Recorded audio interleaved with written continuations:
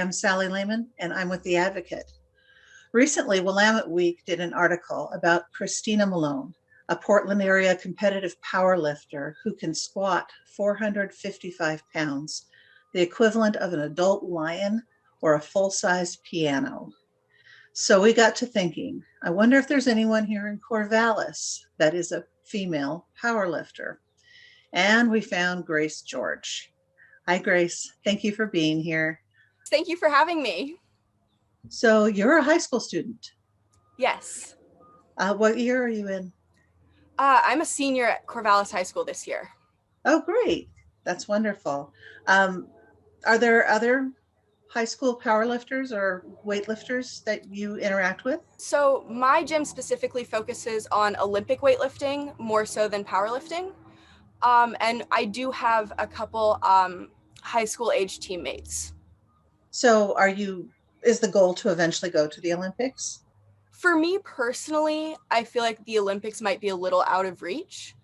I would say that's the ultimate goal, but for my more attainable goals, I'd really like to potentially win junior nationals and then maybe even move on to junior Pan Ams.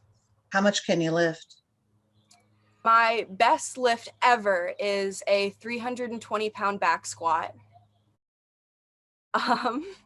My best lift in competition is an 85-kilogram clean and jerk at 81 kilograms of body weight. And I want to say that was about roughly 190 pounds. That is very, very impressive. Thank you. So let's see, what made you choose weightlifting? So I actually came to weightlifting from volleyball. I'd been playing for about 6 years, and I was at a point where I was really miserable playing volleyball. I didn't feel like I had a community with my teammates and coaches. And I was really just in the weight room in high school one day. All of the freshman year gym classes require you to do 30 minutes in the weight room at the end of the day. And I was really enjoying it. I was finding a lot of fulfillment in lifting, and my mom went to look and see if there was anywhere where I could pursue that. And she came up on Iron Beaver weightlifting. And at that point, neither her nor I really even knew what Olympic weightlifting was.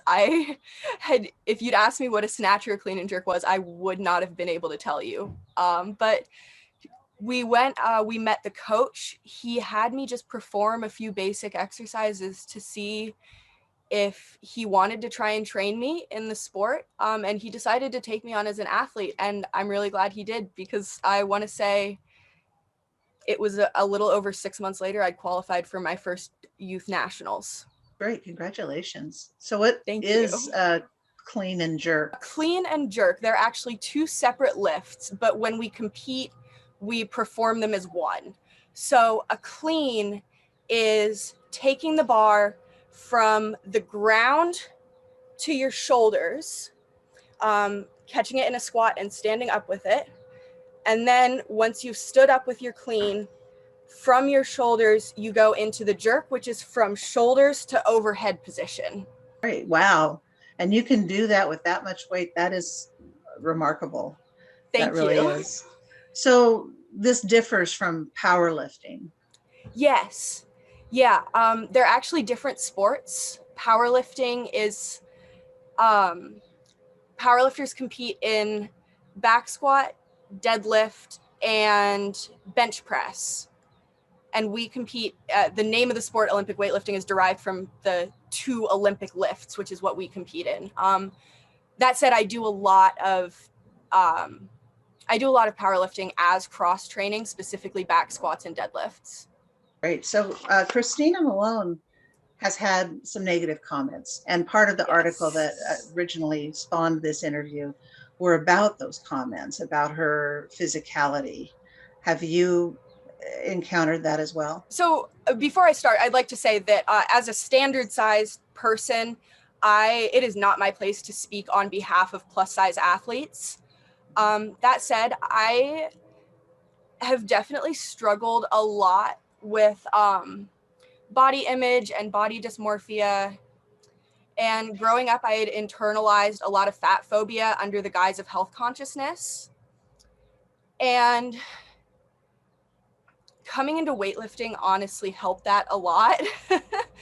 But I definitely noticed that as I grew as an athlete, as a weightlifter, my body was changing in order to be able to meet these new goals that I was pushing towards.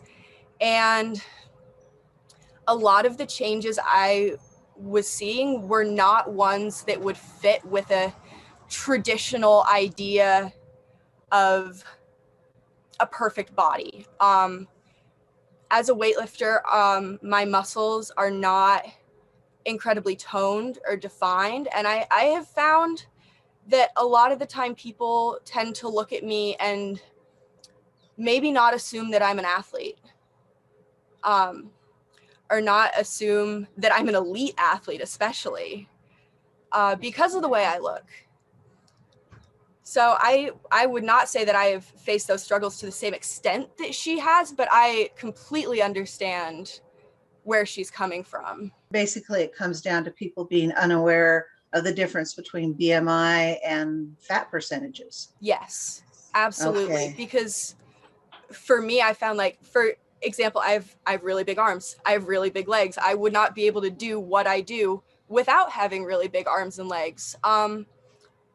But a lot of the time I'm looked at as being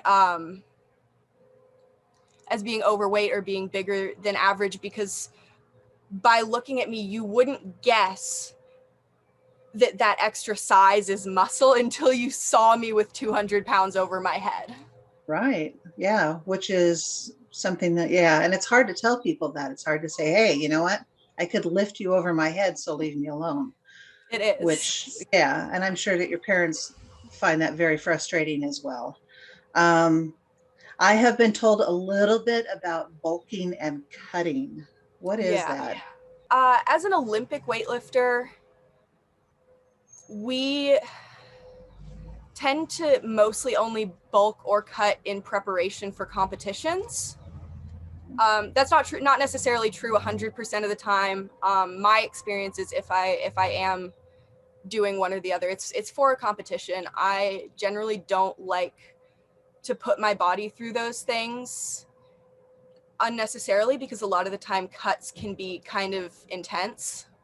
Because Olympic weightlifting is a weight class sport, when we reach the national level or even the state level, when we sign up for competitions, we have to sign up as a specific body weight. And when it gets time to do that competition and we weigh in, if we don't make that body weight that we signed up as, we don't get to compete. It's kind of what the people do in wrestling then. Yes. Yeah, in Olympic wrestling, where you have to compete within a certain parameter of how much you weigh in order to do that. It's very similar to wrestling. So I've been lucky in that I have been able to kind of move up and down between weight classes pretty freely, but I definitely have done cuts. I would say you can cut safely.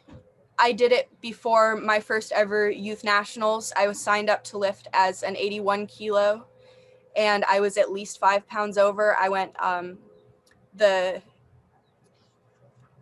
2 weeks preceding the meet, really limiting my calorie intake and also making an effort to incorporate significantly more cardio into my workout regimen. And that, I would say, is a relatively healthy cut. I don't believe that was damaging in any way. For weightlifters who are at an international level, who are part of Team USA, who are training for worlds and that kind of meet, will sometimes be forced to make cuts like water cuts, which I have done one. They're really unpleasant. And a water cut is essentially just drinking as much water as humanly possible up until about a day before the meet, and then completely restricting your water intake so you pass all of the liquid in your body. And that, along with sauna suits and treadmill suits, I would count those as damaging. You must be interested in other things. Do you have other hobbies, other interests? Yeah, I do. So outside of weightlifting, I've been into photography, and I do a lot of sort of mixed media arts. I've never been incredibly skilled in one traditional art form or another, so I like to kind of combine them.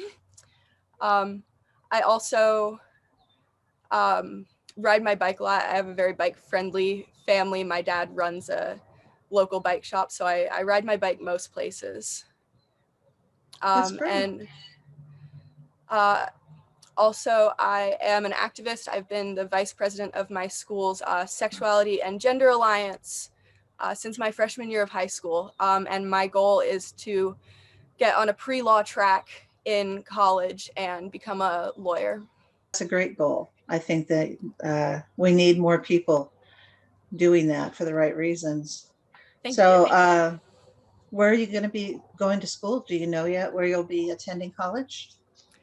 I do. So I am enrolled in Lynn Benton Community College, where I am going to take all of my 101s, 110s, 200s, just get them out of the way for a much lower price tag and a much smaller teacher to class ratio.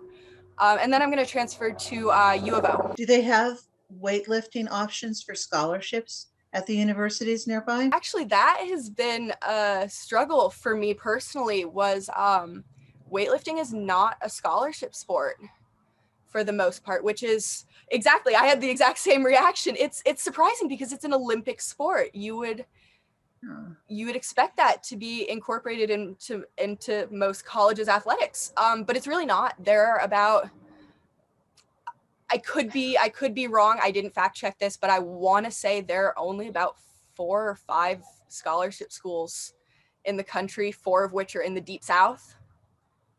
So U of O does have a really good affiliated weightlifting team, but unfortunately it does not make me eligible for any scholarships. Is it different would it be different if you were male? I don't think so. I think it's a matter of not having the sport at all. Do you want to eventually go to the Olympics? I mean, is that like a dream? The people who are currently at an Olympic level in my weight class are lifting significantly heavier weights than I am. So I would say the Olympics are really not feasible for me right now, but I do think that I have more attainable options.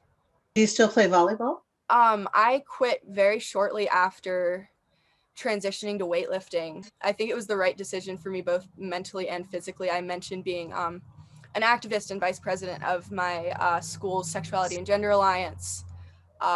The entire time I played volleyball, it was a really toxic dynamic between me and the other players. There was a lot of homophobia.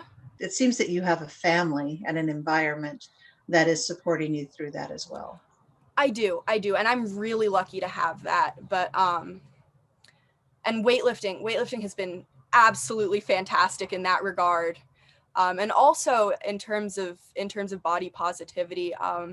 When I played volleyball, I'd only played volleyball for 6 years. It's not like I had ever trained my body to look a certain way, and yet just genetically I didn't look like other volleyball players ever. I walked into my very first weightlifting meet ever with my mom when I was just like a little baby weightlifter, and we walked in and all of the other women looked like me, and my mom like looks at me and she whispers and she goes to me, "You found the clan of the big-legged women." And I loved that because that was the first time that I really looked like the people that I was doing this with. It sounds like your mom is pretty amazing. Yes. That's great.